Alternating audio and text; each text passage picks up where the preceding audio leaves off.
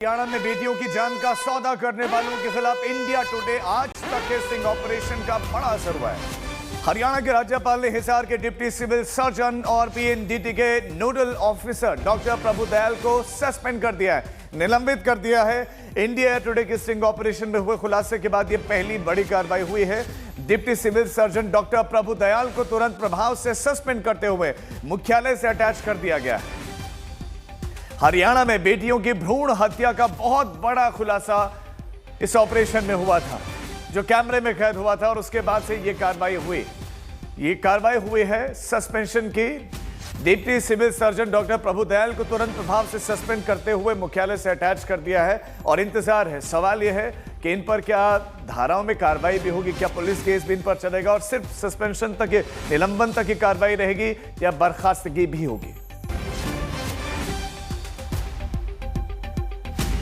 India today ने sting किया है, उसमें दिखाया गया किस तरह बेटियों को कोफा मारने के लिए। नहीं, देखिए उनके खिलाफ कार्रवाई होती है, क्योंकि आजकल कौन व्यक्ति किस रूप में आकर के क्या तकनीक अपना करके वो काम करता है, परंतु जो ही हमारे ध्यान में इस प्रकार का विषय आता है उसके खिलाफ कार्रवाई होती है।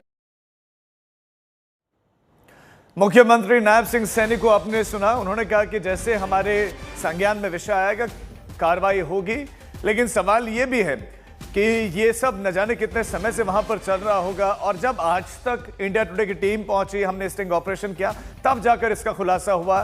क्या पुलिस आंखें मूंदे बैठी हुई? ये बड़ा प्रश्न है। अब नोडल ऑफिसर डॉक्टर प्रभुदयाल को तुरंत प्रभाव से सस्पेंड कर दिया गया है। हमारी संवाददाता श्रेया इस खबर पर ज्यादा जानकारी के साथ जुड़ गए हैं। श्रेया, आज तक की इंडिया टुडे ग्रुप की इस बड़ी खबर का असर हुआ है, क्या क्या असर हुआ है, क्या क्या दिखाया गया था, आप विस्तार से बताएं और उजागर करें क्या था स्टिंग में।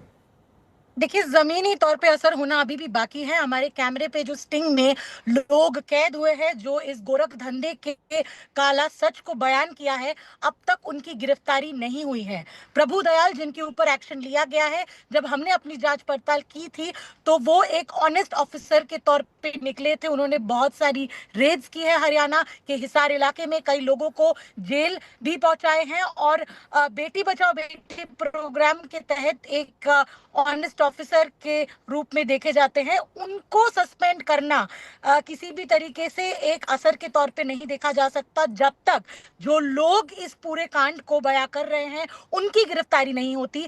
कहीं ना कहीं ये एक आईवॉशी माना जाएगा। और ये भी बताना बहुत जरूरी है कि प्रधानमंत्री का भी हरियाणा का दौरा है, तो इसीलिए शायद जल्दबाजी में कई कार्रवाई हो रही है। लेकिन बहुत जरूरी सवाल आप पूछ रहे हैं और ये चुपते हुए सवाल है, इंतजार रहेगा। बहुत शुक्रिया आपका जानकारी के लिए।